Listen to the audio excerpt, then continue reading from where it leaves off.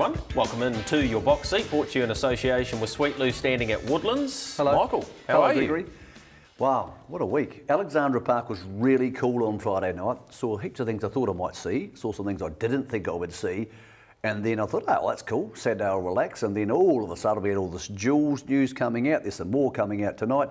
Greg, there's a lot going on. Yeah, there is, and let's have a look at what you can see on your show tonight. We've got the 51st running of the Dawson Harford and Partners Messenger, of course, a race that we know horses go forward and win free-for-all races like the Cup and the Auckland Cup. We'll catch up with Harness Racing New Zealand CEO around some Harness Jules news and some Inter-Dominion news as well. Plenty of Group 1 action. Speeding Spur won again, made it his 7th Group 1, and we'll be off to Australia and catch up some of their performances. And we'll say goodbye to a very special man in New Zealand harness racing. Not Yes. goodbye full-time, but just sort of about him going overseas. So we've got a stack to get through. We need to, right away, get to that feature, one of them from Friday night. It was the Dawson Harford Limited New Zealand Messenger Championship. It was always going to be a cracking contest, and it sure was. The better, 100 to go. Star Galleria's in front, but here's Amon Maguire. Natalie Rasmussen drives him to the lead. Star Galleria's in for the fight though. Star Galleria, Amon Maguire, they hit it. Amon Maguire for the Messenger over Star Galleria. AG's White Sox, more the better. What a neat little racehorse, Natalie, this guy is. Terrific performance from him tonight, early speed, and, well, he got himself into the perfect spot. Oh, he did, I must give all credit to Graham, though. We've only had the horse 10 days, so, yeah, all credit to Graham with the horse. He's just a pleasure to have in the barn. Perfect manners, just zipped off the gate and took that nice trail. And, yeah, I probably thought the 27 might have saw him out a little bit, but, credit to him, he'd never give up. Did he come to the end of it, or was Star Galleria and Tony Hurley just foxing on the inside, and were you concerned? I was a little bit concerned. When I first come off his wheel, I thought, he'd win good. But I just think that early burn over the 27 might have paid its toll halfway down. The few of them were pretty tired, and, yeah, he just happened to have that little bit of advantage and held it. He's always been a nice horse, and given that Graham's given him the time and allowed him to, develop into this beautiful horse that he is now, there's a lot to look forward to with him too. Oh, most definitely. He's a sound little guy, and he's got beautiful manners and that good turn of speed he's got. He'll put himself in any race. So, yeah, just thrilled to bits to have him in the barn. And, yeah, like I said, we just can't thank Graham enough. 3 Group 1 winning drives for you tonight. Congratulations. Thank you, Greg.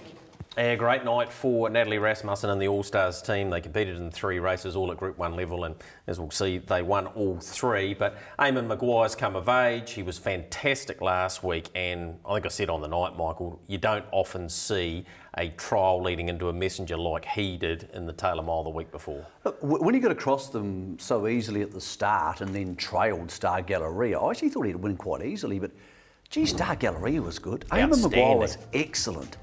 He's obviously going to be a serious open class horse. He's probably got more speed than Sir Titan Banner, who came into the stable under a similar situation. He's a beautifully set up horse for a Harness Jules, but it actually took him an awfully long way to get past Star Galleria. Well, he was coming back, wasn't he? Star Galleria showed more courage than I thought he had.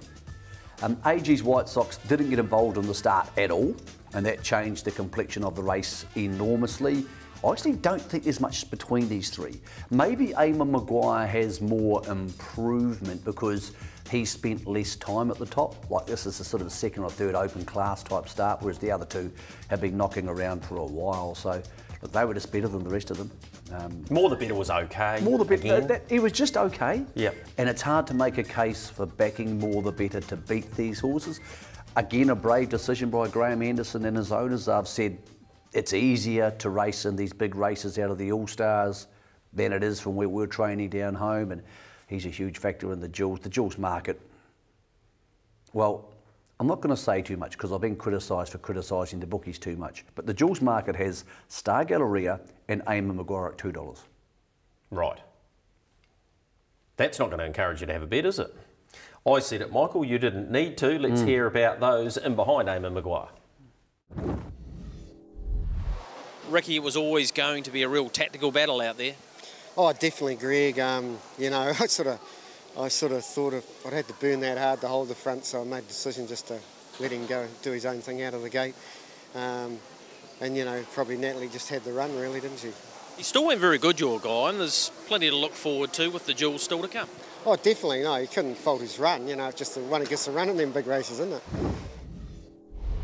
Mark, another very creditable performance. Yeah, quite happy with him, Greg. He was, sensational time, and he wasn't far away on the night. Okay, going forward to the harness jewels, he's already won one there, of course.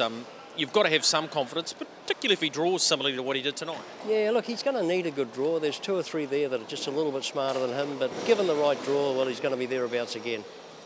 So that was the Beaten Brigade off the back of the Messenger. It's always such a great race, and now we look forward to the harness jewels, Michael. It was already going to be a great contest, but that's just been enhanced even further. Sure has been. It's the race which is the glamour race, because we know the horses that are on the verge of open class or already in open class. But we can confirm here tonight on the box seat, we knew it was coming, we hoped it was coming.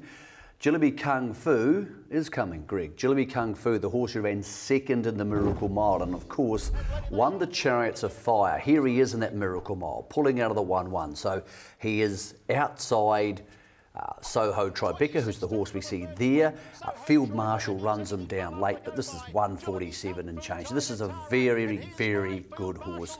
And he's coming to the jewels, Greg, and he's coming to take on our best 4-year-old. So Harness Racing New Zealand have spoken to trainer Marg Lee this week. Of course, things can go wrong, and as you'll find out shortly, we're going to end up with 5 or 6 jewels invites, Greg. Maybe only 4 of them will make it, just the vagaries of form and travel and sickness and that sort of stuff. But he's the horse the day needed. He's the glamour horse. He'll be the best horse there. And it's a huge coup for Cambridge and Harness Racing New Zealand to get him. Also confirmed today that She's All Rock is coming. Everybody knew she was coming because she was going to go to join the All-Stars. She won the Victoria Oaks last week. This is her winning the Oaks. She burned very hard early doors. This may not look that impressive, but gee, she's a good filly. Yeah, she did a power of work to get the lead and was bolting coming off the back, in the words of Dan Malecki. She's 7 from 8 now. Remarkably, she got beaten at a place called Cobram, but outside of that, she became the first horse to win the New South Wales Victoria Oaks since the late 80s. Yep. And to do that, obviously, you have to be exceptional. She is. She's going to be here for our Oaks, and then we'll add a lot to the 3-year-old filly section. She'll race in the New Zealand Oaks, trained by the All-Stars. She will wear the green colours in the Oaks. She has been officially invited. So today, we have Nahua and Jillaby Kung Fu, the horse they really wanted for Cambridge, coming along. So, Greg, that's massive news for Cambridge, for the jewels, for the betting markets. And all of a sudden, we are thinking that duck the Australians have had for coming up to 11 years will be broken. In any normal week, Greg, that'd be the biggest news about the jewels. This week, it was not. We heard on Saturday, the news seeping out of the meeting from Harness Racing New Zealand, that the jewels will not be going to Ashburton next year. They'll be going to Addington. There's an initial shock when that happens, Greg. There's an emotional pull because I think everybody's enjoyed the jewels at Ashburton. But as we're about to hear from Edward Rennell, it was maybe a decision, Greg, not so much based around the track as changes going on at the club. Yeah, for sure, Michael, and right on cue, Edward Rennell has kindly taken the time out to have a chat to us. Very good evening to you, Edward. Thanks very much for your time, and without doubt, venue-wise, it obviously is the most significant news in Jules history. Yeah, good evening, guys, evening viewers. Obviously, it was an announcement, Greg. There was a lot of mixed feelings around it in terms of Ashburton have done an outstanding job with the Jules, the previous running of it. However, we had to look at the future, and there are a number of factors in why it came down to the decision went in Addington's favour to host the 2019 Jules. But as I say, there are a lot of mixed feelings, but we had to do what we believe was in the best overall interest of the industry. Okay, so some of those factors, Edward, being obviously the staffing situation there now completely different than it has been for their previous half a dozen harness jewels, but also factors like the temporary nature of the venue, the fact that there's a galloping track between that and the harness track, the stand and the harness track means you're a long way from the action. So there were a few factors, as well as economically too. Yeah, look, there were a number of advantages and disadvantages with both venues. In terms of Ashburton, yeah, the currently going through a restructuring in terms of their administration role. So there was a hell of a lot of intellectual property in terms of running the event that's no longer available to the club, with Fiona Stewart's retirement and Gareth Murfitt moving to Riccarton. So, you know, there was some concern as to their capability to host the event until those appropriate replacements are in place. The other issue is obviously Addington has some advantages in terms from a weatherproofing point of view, but also with Addington, you know, the need for temporary facilities is less than what it is, say, at Ashburton, so that has a financial advantage for the industry. But in saying that, they were factors. There were pluses for Ashburton as well as a venue. It's done very well. It's a great track. The mile starts we won't have at Addington, so there were pluses and minuses, but weighing it all up, we felt Addington was the appropriate place for 2019. So Edward, just confirm that it clearly won't be run over a mile at Addington. That would be ridiculous. So likelihood of it being the 1950? It's to be worked through with Addington and the horsemen. I think it will be it'll either be 1950 or 2000, or it could be 1980. I think Addington are currently reviewing that 1950 start at the moment. So it'll be basically at the top of the back straight at some point. Edward, also want to take away one of the misnomers certainly out there in the harness public, if you like, that as a result of Addington getting this, it's a fait accompli that when the next one comes up, which is obviously in the north, that Cambridge won't, it'll go to Auckland. That's not true at all. No, to be fair, in 2018, or the year before, we actually had an application. Auckland expressed an interest in hosting it. The board reviewed that and they confirmed that the 2018 hosts would be Cambridge. And I know Cambridge, you know, it's looking like being an outstanding Jules this year, and the team at Cambridge are putting in a hell of a lot of effort to try and lift the event, and I'm sure it will be tremendously successful. So in terms of if it was to be at Auckland, there is a number of problems there. It is always held on Queen's Birthday Saturday. Traditionally, Ellerslie have run on it Queen's Birthday Saturday, so that's a problem if you are looking to run the Jules at Auckland. And the other thing, in 2019/20, Auckland is scheduled to host the Inter-Dominions in December of that year. So the decision hasn't been made yet in relation to 2020, but I'm certain if Cambridge do a great job, they'll be in pole position. Edward, over the course of the last couple of years, people have suggested maybe we should take the Jules on the road, Blenheim, Nelson, or of course down to the deep south where harness racing is so strong. Is that realistic for travel reasons or the facility reasons? And if one of those smaller clubs made a bid, would it be taken seriously, or is it now going to be awfully hard to wrestle it off Addington? Look, you never say never, Mick. Obviously, the key issue you've got is, you know, if it's held at Queen's Birthday Saturday, you know, in terms of the North Island, South Island, there's probably only 2 venues in each that would be suitable at that time of year to host the Jules, which are Cambridge, Auckland, Ashburton and Addington. If the timing of the Jules ever changed, so if it was moved to January or February, which creates a number of other logistical problems, you know, that could open up the field completely. So at this stage, you know, we do a debrief after every Jules and look at how can we continue to enhance it, and the feeling of the board is it's not broken, it's working well. I think we're going to see one of the best Jules ever this year, so I think at this stage it will be the only options are the venues that we've considered. And in terms of will it go back to Ashburton or Addington, you know, we've made that decision for 1 year, and it's a bit. But I'd have to say though, once it's like an All Black jersey, once you give that away and someone else gets in and does a great job, they actually put themselves in pole position for the future. So that's one of the challenges that will be there. But we have got an open mind and we'll assess it each time we come to make that decision and what's in the best interest of the industry. Edward, if they're going to 1950 or 1980, or it doesn't really matter what they're going to, they're moving away from a mile at Addington. Isn't it time to move away from a mile at Cambridge and get to 1700 metres, which is a fairer starting point? It's just a better racing point. We've now gone away from the mile thing, and that's fine. Why don't we go to 1700, and why don't we do it this year at Cambridge? We have looked at that before, Mick. There's been a lot of debate around the mile start at Cambridge and should it be 1700. And the last time we looked at it, we consulted with the senior horsemen in the region, and their perception was there was not much difference, and they supported retaining it at a mile. So we're open to reviewing it. I think it's too late. It has been programmed for a mile this year, but in the debrief, that's certainly a valid point that will be considered. But as I say, the decision to retain it at the mile, we were heavily guided by the feedback we got from the senior horsemen. Okay. Edward, talking about the Australian invites, some people have been disappointed in the past, I'm sure you have been too, by some who've been invited and haven't turned up. How confident are you the horses that Darren Williams has been working so strongly are, and who are very, very big names, are going to be here? Yeah, look, touch wood, they will. There's a lot to happen in the meantime. You know, things can go wrong with horses, we all know that. But I think the way it's looking and the discussions we've had with the Australians, I think we will be seeing a very, very strong Team Australia across here, which can only add interest to the event.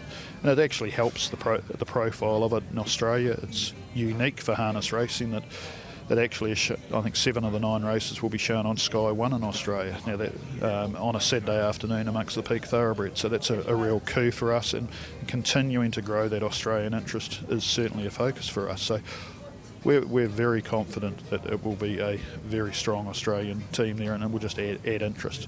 I have to say they haven't won one yet, so yeah, it's still that is a challenge for them. Edward, just one last question from me regarding the funding of the harness jewels. Is it sustainable under the current climate and the way things are going forward for what has been a revelation in terms of the end of season finals day? Yeah, obviously we're forever looking at our funding and finances. We've been, it's been wonderful this year that we had that additional 10% in funding from the racing board that's been able to be passed on in stakes. There's always pressures on funding and it's always under review, but I think where the jewels are, they're a fundamental part of our racing season and calendar now. It's very important to us from a marketing point of view, so we will be finding a way to retain the jewels. But on something very close to my heart and close to the heart of many people watching this show, we have heard news this week the Inter-Dominion Council has finally approved the fact we can have an Inter-Dominion Trotting Championship. Can you confirm when Auckland, with your backing of HRNZ, hold the Inter-Dominions at the end of next year, there'll be a trotting series alongside the pacing series? Yes, there will be, Mick, and I think that's just wonderful news. Our position with the trotters, we were obviously Victoria were keen to run them. We were keen. New South Wales initially weren't. So our preference would be that all 3 hosts of the Inter-Dominions host it, because otherwise if you have the trotters at a different venue to where the paces are, that's where you get the sort of the confusion from a brand perspective. So it's absolutely wonderful. I think New South Wales have come on board and agreed to run the Inter-Dominion. So for the 9 years of the roster, there will be a Pacers and Inter-Dominion Trotters final. So with the Trotters, at this stage, the final will be $150,000. And I think from our perspective, we will still be looking to maintain the other trotting races that we've got. Edward, congratulations on securing 2 more very high-profile jewels invites from Australia. We hope it goes well. We wish Cambridge the best, and also great news to see the trotters getting back in the Inter-Dominions. Thanks for joining us tonight. Thanks very much, Mick. Agree. Common sense prevailing. We'll get back to the jewels in a second, but common sense. Yeah. What about the Inter-Dominion trotting situation? They've had to go to a meeting where a whole lot of blokes decided they could do it. Yeah, that's just... It's just, hey, the right decision's been made, and well done to everybody involved. Ken Spicer, the boss at HRNZ, was heavily involved in that. Whole thing was nonsensical. We got there. All of us together, we got there. We got the Inter-Dominion Trotters Championship back. Big news, Jillaby Kung Fu. This is a serious horse. Now, I'm not saying all these horses are going to turn up. They're invited, they said they're going to turn up. Whether they turn up, who knows? Yeah, but at this stage, Michael, even if 4 of the 6 that we think might be there, that'll be huge. Well, if you're looking at going to Cambridge and you're thinking Jillaby Kung Fu, Eamon Maguire, Star Galleria, More the Better, AG's White Sox, that's probably as strong a horse race we've had in this country this year, because the Lazarus races, while they were fantastic races, they tend to be $1.20 chances. This is going to add huge Australian interest if they all turn up with Wobbly. She's All Rock's a really good horse. I think she'll be at the top of the market for the Oaks over here, alongside Ally Mack. There's lots of feel-good here. Just back to Ashburton. I used to work in Tynwald, close to Ashburton, and I love the place. And I think everybody loves the place. Nobody who went to Ashburton was disappointed by what they saw on the track at the Jewels.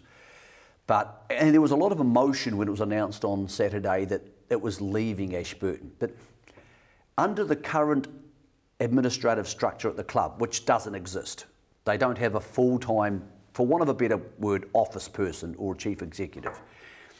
You can't have a Jewels there.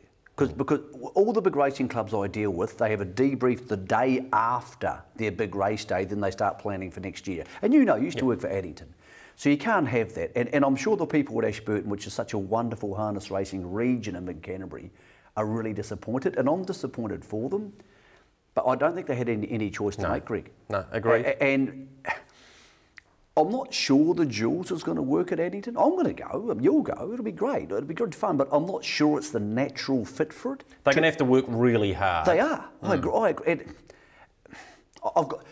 I still think the door should be left open to Ashburton, and like everybody in life... I think they have. Yeah, I agree. And like everybody in life who's had your ass kicked, you lose your job, or you break up from a relationship, or your best horse breaks down. We all get our ass kicked once in a while, and how you come back from that. Yeah. So Ashburton can now say to themselves, we are going to get the Jewels back, and come back with a business plan that's going to work, and take it back off Addington. Or they aren't. And a key factor to that is the Mid-Canterbury councils, whether it's the Rakai Council, I don't know sure exactly what the name of the council is down there, getting behind these things. Because a lot of people come to the Jewels and put money into the Flash Ash, and they go to bars and restaurants and cafes, and all this money comes in. It's more than just a race meeting. Of course it is. And you're not getting any money from these regional councils to say, hold on, this is a huge thing. We should definitely do this. Yep. So all these smaller clubs around the country should be... You get these voting forms for your local council at home. They send them to you, and I just throw them in the bin. I don't vote for that stuff. It's just rubbish. But if racing wants to get people in their local councils to distribute funding to horse racing, they need to vote for either a racing candidate, stand a racing candidate, or go and talk to one of them and say, say, why don't you... and say, I want some money for racing. Yeah. So that's part of the problem, and we don't get that. So that's one step for Ashburton. Congratulations on all the wonderful things they've done with the Jewels, and I hope for one they end up back there. But I think next season, Greg, in my opinion, was untenable for them. Yep, can't argue with that. Just as we leave the Jewels, I just don't believe that the horsemen, if you spoke to the top half dozen that drive Cambridge all the time, Mick, it's 94 metres to the first bend. How we could accept that it's just as fair a start 100 metres earlier is absolutely nonsensical. Every time I talk to somebody about a handicapping system, which is the hot button subject at the moment, obviously, someone says, well, all the horsemen said this, or we consulted the horsemen and they said this. And then I speak to 10 other horse people who say, well, that's just rubbish. Yeah. So what you need to do then, rather than speaking to horse people, is they have their own association.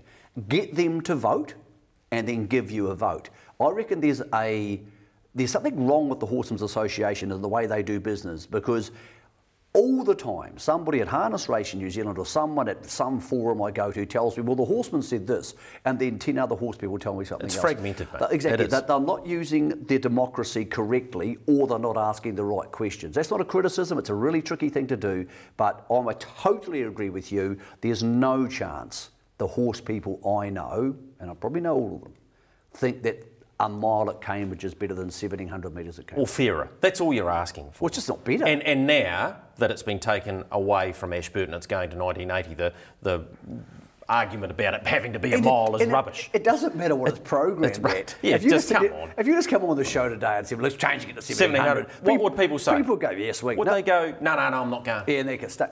Stick it. It's too far. Like the Inter-Dominion thing. Sometimes you just need to say, look, let's just make this change because it makes sense. Because it does. It's still going to be a great day. Of course it will. If you had a choice 1,700 or a mile, it just makes sense. I tell you what, one of these Australian horses is going to draw 7 or 8, and it's done on the Friday before the following Saturday, and they're going to go, not going. Would they have come maybe of a 1,700? Maybe not, but I'll bet you it happens. Do you want to have something on that? I'll give you a market. Here's the more fun market, TAB bookies. See if you can open this one. Chances of an Australian victory on Jewels Day, June 2nd. I reckon it's $1.15. If they bring Wobbly, Jillaby Kung Fu, She's All Rock, and Carla's Pixel and Custodian, who probably maybe can't win, but Ingham was bad luck, they'll win a Jules this year. If they all come. Oh, well, we'll see if they can open that. Ashburton in the news this week for more than just, unfortunately, losing the harness jewels. They had an enormous amount of rain overnight and into the day. Have a look at this. This is the mobile gate before the meeting was officially abandoned. We've had some feedback. As you'll see by the water on the track, they couldn't possibly run. Amy Patterson came in supporting the local team there, Gary and his track staff, and as you can see there, Michael, there's a heck of a lot of water. I think they've got some drainage issues. This is not the first time that we've seen surface water. There's the starter Peter Lamb, Leo O'Reilly with him. Have a look at the water there. Or non-starter, as the case well, as was the case there. So, look, what can you do? I mean, we all want to complain about tracks. I think they need new top on the track because the track's now so compacted there, and the more compacted the track gets, it gets like concrete, and therefore the water sits on top. Yeah. But it's an awfully big job to resurface Ashburton because it's the biggest track in the country. Well, exactly. There's the RIU team going around. Here's the thing about it, they couldn't race on that. No. So there's no decision to be made. Everybody I speak to who drives on the track said it's a very fair track, but it was like porridge. Once that crusher dust and sand tracks, which is what this is, get compacted, well then it's much like a wet sand pit, and the water just sits on top. Craig Harrison and Shane Renault. Look, they're all there. They've got the right people out there looking at it. And look at it. There's just no chance they can race. Hey, let's be honest. Our poor brothers and sisters in the Galloping Code put up with us 20 times a year. Yeah. We put up with it twice a year. Hey, did they still have the Legends Day where all the old boys got together and had a jar? Oh, I wouldn't be surprised. I saw Carl Markham there. He looked like he was up for a bevy or two. I hope they did anyway. Yeah. As I said, all jokes aside, emotionally, I do hope it goes back to Ashburton. I've loved the Jules at Ashburton, but that's up to them now. It's not up to anybody else in the game. We're going to take a break here on your box seat with Sweet Lou, of course, at Woodlands. When we return, Speeding Spur. He's back and winning at Group 1 level.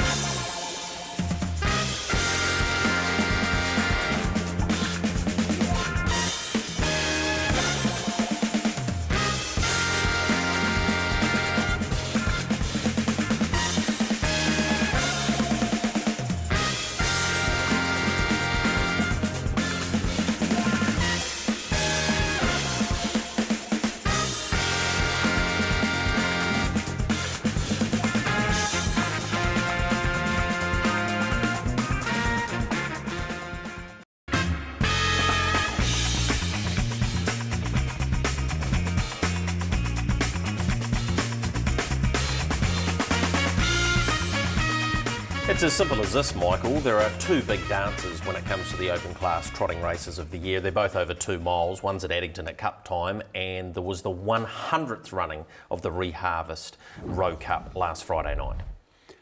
Here's the start of the race, and manners were the key here. You would think over 2 miles it wouldn't be that big a deal. I'll tell you what's a big deal, with some big hands. Speeding Spur in the green colours manages to work to the lead, and the horse who's first out is Monty Python, manages to work to the trail. Here's with 3 laps to go, ironically, that's the Quinella, right there. And because they cover, and I rave on about this, and people think I'm raving because I'm an idiot, which could well be true, but you cover so much less ground being on the marker pegs. So this would appear to be lead trail, that's how they finish. No breakers, Michael. No breakers for the first 600 metres. But what handed is Josh Dickey, what happened, handed up to Ingham in the middle stages. And I thought, what are you doing, Josh? And Ingham just waltzed to the lead, and I thought, well, that'll be the end of that. That wasn't the case. Here's the Row Cup, the 100th running. Monty Python tracks him through, and then Lamond. Speeding Spur goes through on the inside from Temporale. Monty Python, Lamond in high knot, and it's Speeding Spur. He draws away, and this champion Square Gator, 7 Group 1. Speeding Spur for the Row Cup. Second, Monty Python, then Temporale. They were followed by Lamond working. I know it meant a fair bit to you to get him back in Group 1 winning form a couple of starts ago in the Trotting Championship, but to win this race at home for you and your dad must be even more special. Yeah, this is unreal, to be fair, Greg. you know, Dad's raced a few horses in this race and been a bit unlucky, and my grandfather raced horses in this race, and you know, I think he placed a couple of times, and this race has meant a lot to our family. I know my nana will be watching this, and I'd say she'd get probably the biggest thrill. So yeah, the words probably can't describe it, mate. This is unreal. What a remarkable horse for all the problems that he's had injury-wise, and how many times you guys have had to nurse him back to the racetrack, let alone at Group 1 level. Just shows you what a genuine and truly great horse he is. That's right, Greg. You know, he's, as I said to you a few weeks ago, he's times we didn't think we'd get him back here, and you know, and here he is winning Group 1s. I take my hat off to the horse. He's got an incredible amount of guts and determination. Yeah, he doesn't know when to give up. We can never doubt him. It's, you know, it's a pretty cool ride that we're a part of. Manners to the fore again, stepped beautifully, handed to the one you wanted to, and it means a lot to you. Raising of the hat there to the team behind Speeding Spur, but he was in the perfect spot throughout, but he really dashed up the lane like he wanted to win it. Oh, he did. He felt terrific at the quarter, and he just had a handful of horse, and the gaps would open up at the top of the lane, and yeah, he just did it so easy in the end. He's probably eased up a bit at the line, but yeah, it was really cool. Great advertisement for Woodlands, and of course the significant names that are involved in this horse as well. Yeah, it's yeah, they're really good people. We had a text from Andy Ellis this morning, and you know, they love this horse like any other of these owners. They're all great owners, great people. They've been had a great ride, and you know, the ride's not over yet. Congratulations to you, Josh. Well done. Appreciate it. 21 from 41, so better than 50% strike rate, and he's honing in on about 900,000. So there's real potential there the way he's going. He's only 6, Michael, which is, it staggered me on the night when I looked in the race book. He feels like he's been there forever. Yeah, and think this, consider this. First of all, Mon Bay had a dominant 4-year-old season, which cost him a stack of wins. As dominant as this horse was over him at 3. 100%. He's had 2 significant injuries. I would suggest almost certainly, without trying to put words in someone else's mouth, that he'll win Trotter of the Year now, which is a good thing for a stallion heading forward. There's so many pluses for this. He's a loved horse. He's so brave. I'm not sure he's as good as he used to be, but he was good enough to win the Rowe Cup, and that's all it comes down to. Manners, Josh's drive was beautiful. He mentioned his nana Gwen there. Gwen will be over the moon, of course. Her husband Ivan trained so many horses, and that lineage of these 2 men, John and Josh, being so good with the trotters. It's a really feel-good story. I didn't back it, and I think I picked him second, but I just didn't think he would win. He hadn't been punchy enough for me. On their form leading into the race, Ingheim had been 2 to 3 lengths at least as good, if not better, than Speeding Spur, and yet he beat him by 8. So well done to him, well done to Josh, to John, to all the owners involved, and to Woodlands. A really feel-good story. Great story, Matty Williamson.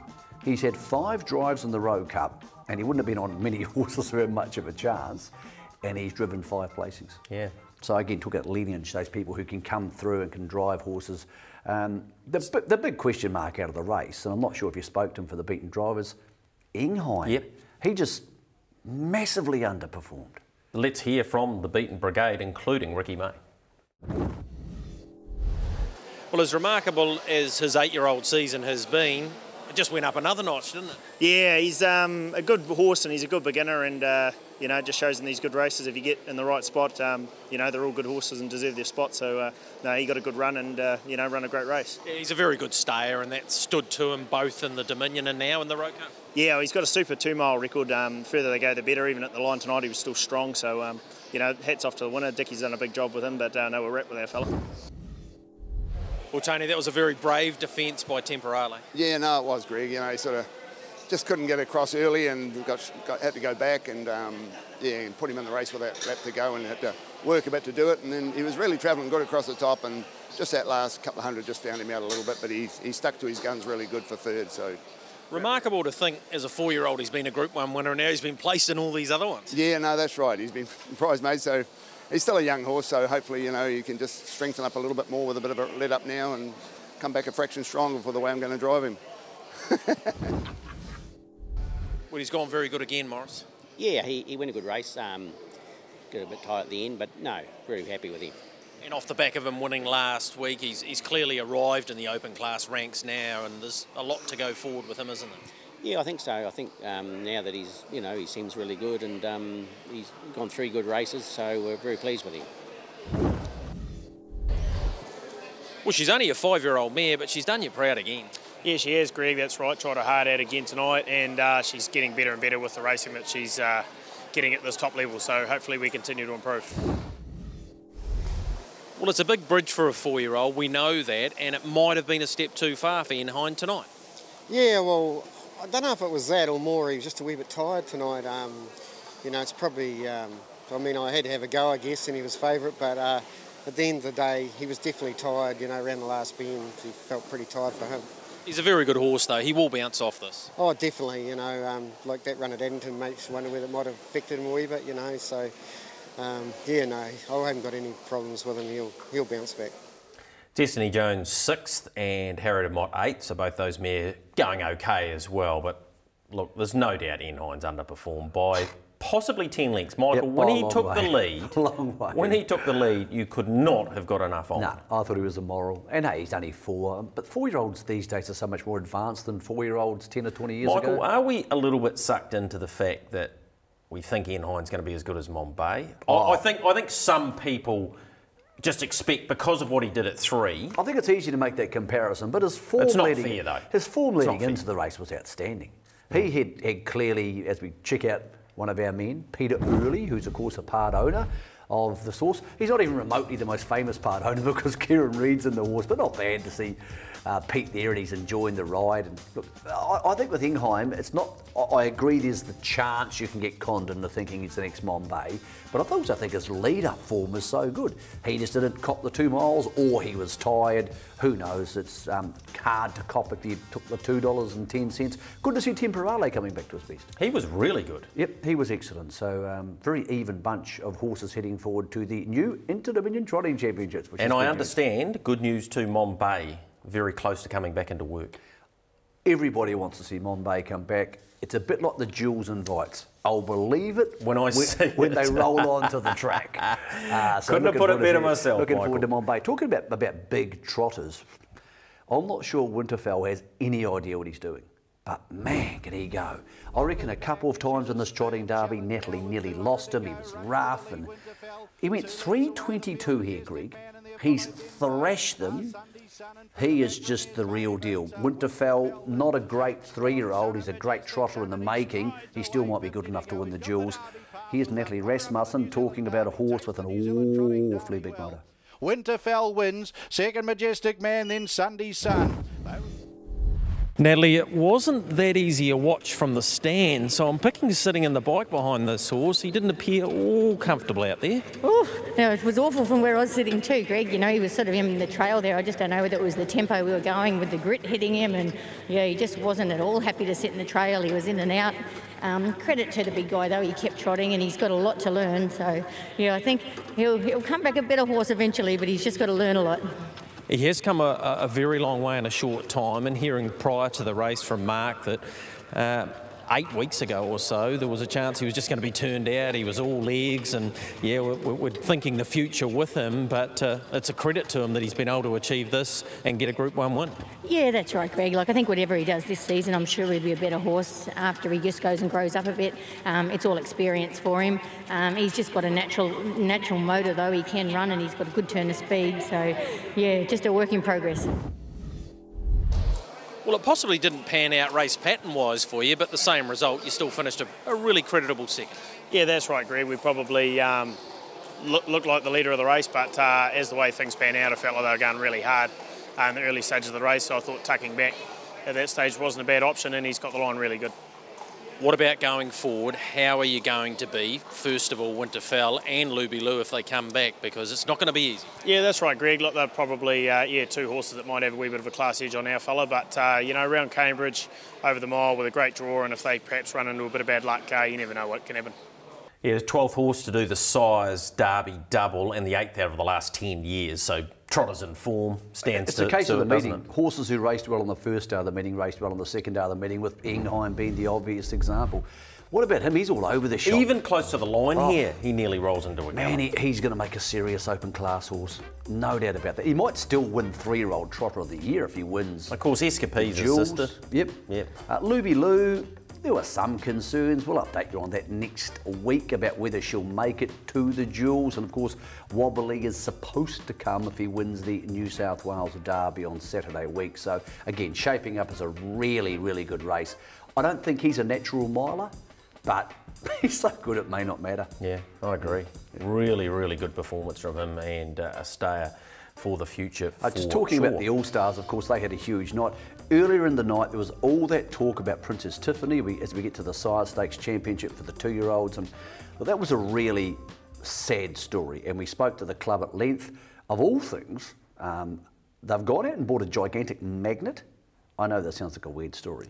And they put it on the bottom of the truck and they drag it around the track to now pick up any loose nails in the future, which I'm sure some tracks have on them. I'm talking horse nails or anything. So to the connections of Princess Tiffany, a disappointing time. Half of them aren't involved in the horse who ended up winning the race. The other half, the Whitelocks, actually are. Let's go back to the Sire Stakes Championship for the fillies. And look, if you backed horses on warm-up, you wouldn't back her because she is a little rat of a thing. But Gregory, she's a bettor's delight, and the little legs just keep on trucking at the right time. This was a really, really brave performance. Yeah, look at her here, up alongside Have Time and dashed away. She is. And just won very, very comfortably. There's no chance really. She's 15 hands. Good effort from Have Time in second. No, she's not. Oh, well, I'm pretty sure she's not. Miss Streisand was also good. Armour Indy got a beautiful run, but she was simply too good, and she had to be outside second row. Not a whole lot of fun over 1,700. Yeah, so as I said, the Whitelocks who bred her also own Princess Tiffany, who obviously missed the race because of the nail in the hoof sort of thing. Ironically for them, they've ended up with another Group 1 winner because of this. And yeah, heading forward to the Jewels, we are hoping, much like Luby Lou, that Princess Tiffany can do the job. You caught up with Braden Whitelock, and this is one of the strangest discrepancies I've ever seen on a racetrack between horse size and owner size. I guess, Braden, it's hard to put into words achieving what you have in the last week here at Alexandra Park. 2 different fillies that you and Caroline bred, and you've won back-to-back Group 1s.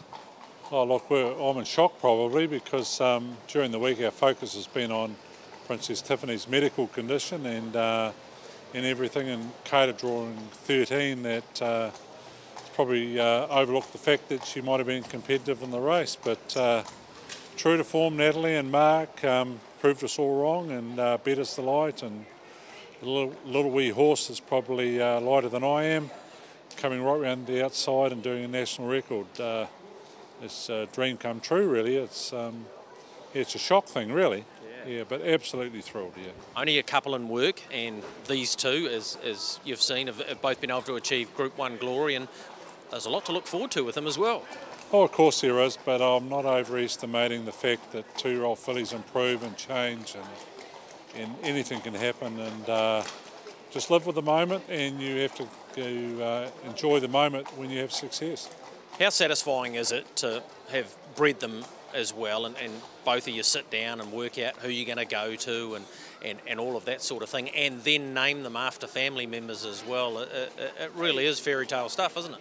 Well, it is, but the challenge is that Natalie came in, said that Kata Marie's a podgy wee thing, etc., and Kata at home, the person, being George's wife, she'd have a baby in a month, and she probably took offence to the podgy wee thing, and no, look, it's all positive stuff, and it's all the harness racing family positivity. So, no, it's great. Yeah, congratulations to you both, and an incredible achievement, and I know you will enjoy it and celebrate it in the most appropriate way. Yeah, no, I hope hangover's not too bad tomorrow. And broke Ali Mack's record from the previous season. Yep, she's a little... you call her a rat of a thing. That's probably not quite fair. Oh, but look at that. She's tiny. Yeah, she is. She would be smaller than Courage Under Fire. And that's saying something, because she's pretty small. Yep. A lot of credit has to go to the Whitelocks. They have taken this in their stride and shown a lot of class around the problem from the week before. Yeah, they have, and the other flip side to it are the Crichtons who aren't involved in this horse, who are involved in Princess Tiffany, and they would be heartbroken.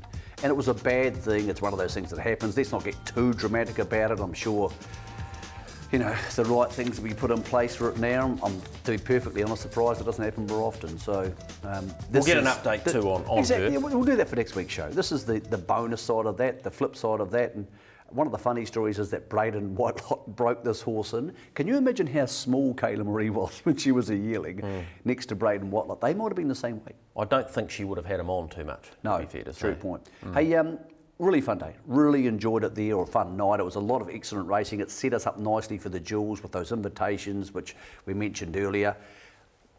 On the other side of this break, though, we need to go down to the Deep South because they had a really cool meeting there on Sunday. It was the Diamond Day.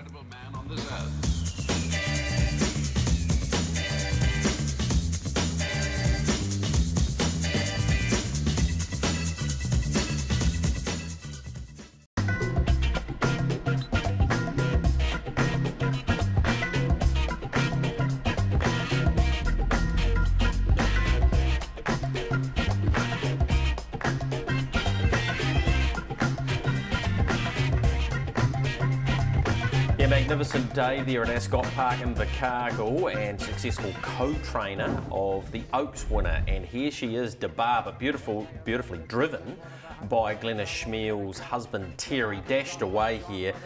Well-bred filly. Yeah, she didn't have to run any time, but at the end of the day, you don't have to go fast enough to win. This is the family of Ideal and Diamonds, Imprint, Imola, your horse, and of course it goes all the way back to Smarty Pants. Bolted and way too good. Probably ends up in the New Zealand Oaks. I would think it's worth a crack having. Neverly are New Zealand Oaks for her. Yep, once you've won that. So well done to Glenys and Terry. They've won this race a couple of times. Nick Time? Yeah, Nick Time won it a couple of years ago. So it's absolutely bolted and not the strongest Oaks field, but you can only win, and she won by a mile. And there is a chance she may well head down the same path as Nick Time and go to the Queensland Oaks if she's going well enough. Well, wouldn't it make them more sellable? And what about the 2-year-old race? Oh, go to the 3-year-old, the Duke of Wellington. What about him? Big, strong boy. This is him pulling to the outside of the Lauren Pearson colours. Sold last week to the Butterworths. Well, they need another good horse. Well, they've got one here. He'll do a job. I would suggest he might stick around and...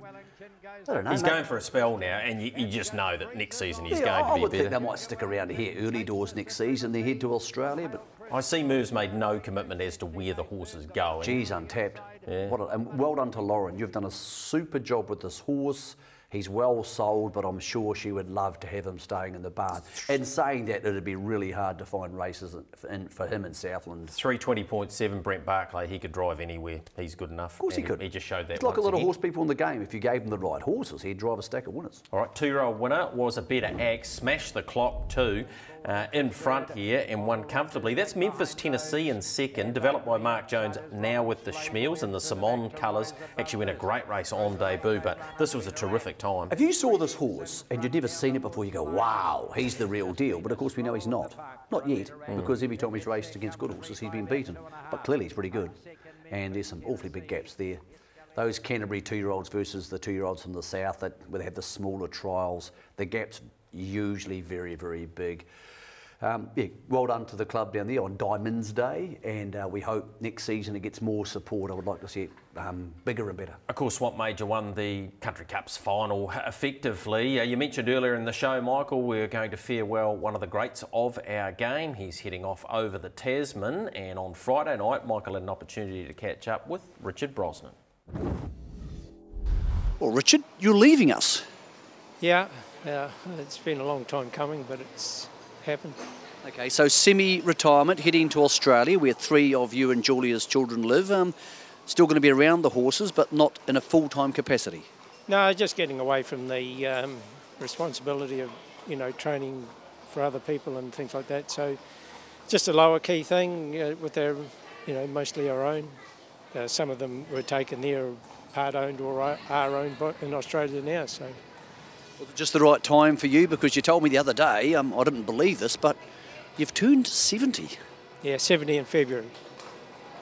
So time to sort of downscale operations, maybe enjoy life a bit more and, as you said, not have to bother with dealing with other people's horses and those responsibilities. Well, it's just the responsibilities. Like I've been racing up to 7 a night here at the park, and for an old fellow, it's a fair effort to kind of get them all rounded up, work through the week, and then, kind of race night and things like that. So you can't keep going forever.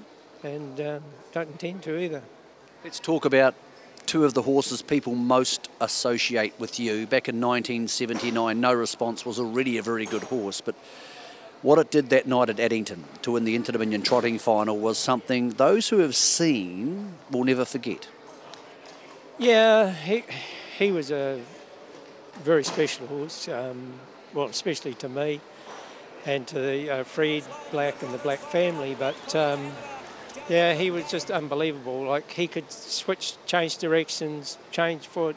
A lot of horses you can't do that with, but he managed it, you know, and maintain his speed. That was the part about him. What do you remember about that night, that weaving in and out? Is it one of those things like a football play, it's just instinctive and you don't remember it afterwards? Or have you seen the video enough times you've had a chance to relive it and think, okay, I was doing this or I was doing that, or was the horse just doing the whole thing?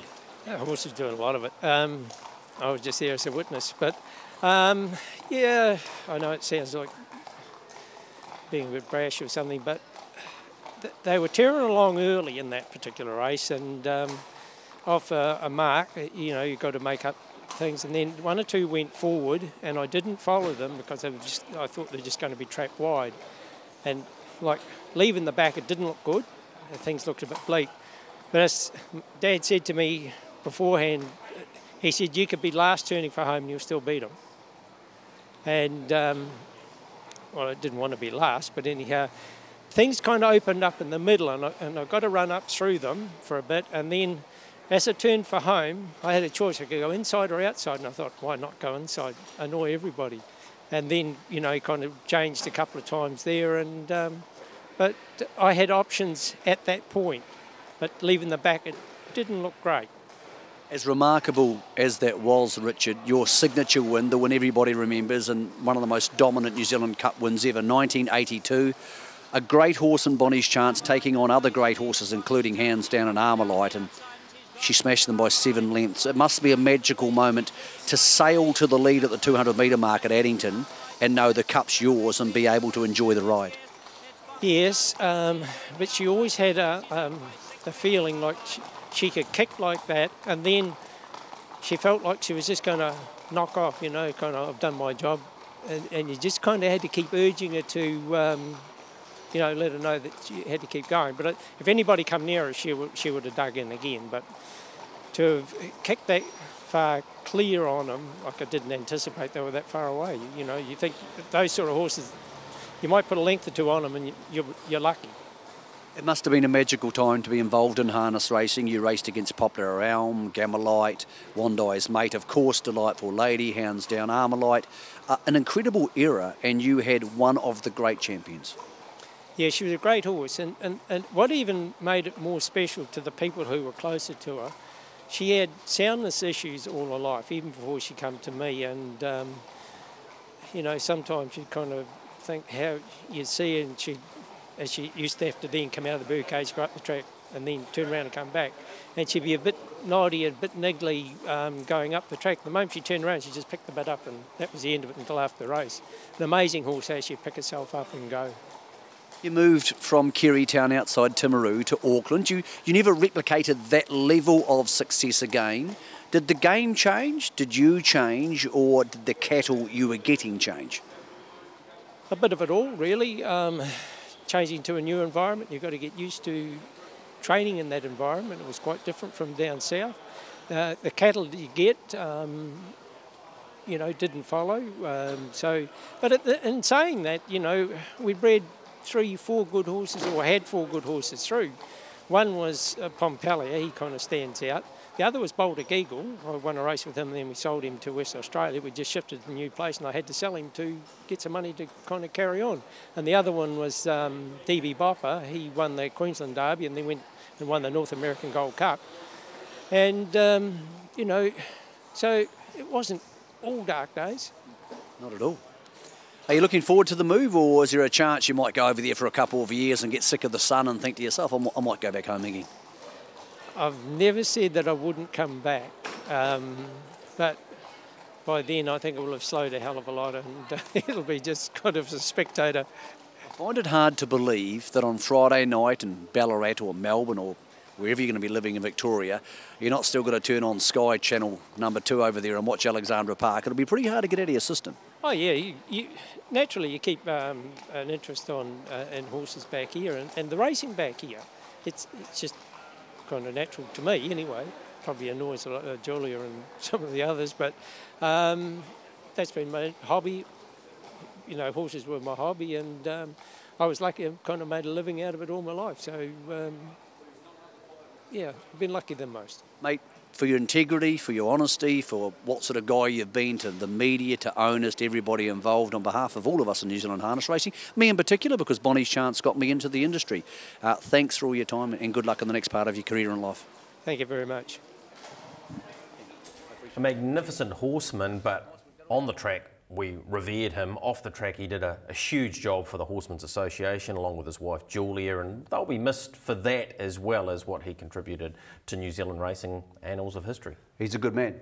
He's a gentleman of the game, and I was a pleasure to be able to talk to him. Like, I could have talked to him for an hour. We ran out of time, but good man, Richard Brosnan. Yep. Well, we wish him all the very best in the future. What about what's ahead this week? Manawa 2, the second night of their 2-day. I think that wraps things up for the Manawa 2 too. Completo. Yeah. Which will be bad news for Michael House. And Blair Orange, because they've dominated there. Friday night at Addington, we race 9-race card and Alexandra Park, Invercargill Saturday and Rangiora on Sunday. Last week, both our horses won. Oh, the multi. Remarkable. Dropped in, yes. Hey, act of God. My one was back got some value. From $3.50 to about $2, and it just won. And he's come up with barrier 1 in the $200,000 final on Friday night. Be a good Star race. Montana. Yeah, and Jesse Duke's off the second line, so that'll be the race of the weekend and a really interesting race. And I like the fact that they've done that, Michael, split where the 2-year-olds, they don't have to go back to back. Yeah, too tiring. So then next week we have the Neville ER and the following week the Sires Stakes also, final. it makes this week relevant too, really interesting. So next week on the show we'll give you updates on all those horses who are injured for the duels and try and find out exactly who's coming and who's not coming and all that sort of stuff. What about best bet this week? Senior in form? Actually, I really struggled this week. I was all over the place, but I ended up coming up double O Heaven last race at Alexandra Park, dropping down in grade. It won't pay much, but you might need to wait a while. Majestic Hurricane for you, first race, so we're going to bookend the night, and it comes out of a derby. And well, he's run 4th in the derby at Addington. Post-derby form is just good form. And he'll be in the harness jewels because he's earning enough money, I think. So in both codes. Hey, thanks for watching the show tonight. It's been really lots of stuff in there, and we're now starting the countdown to the jewels. But we said some really serious stuff at Addington before we get there. We certainly do. Hope you've enjoyed your weekly harness news segment here on The Box Seat. We'll see you in 7 days' time.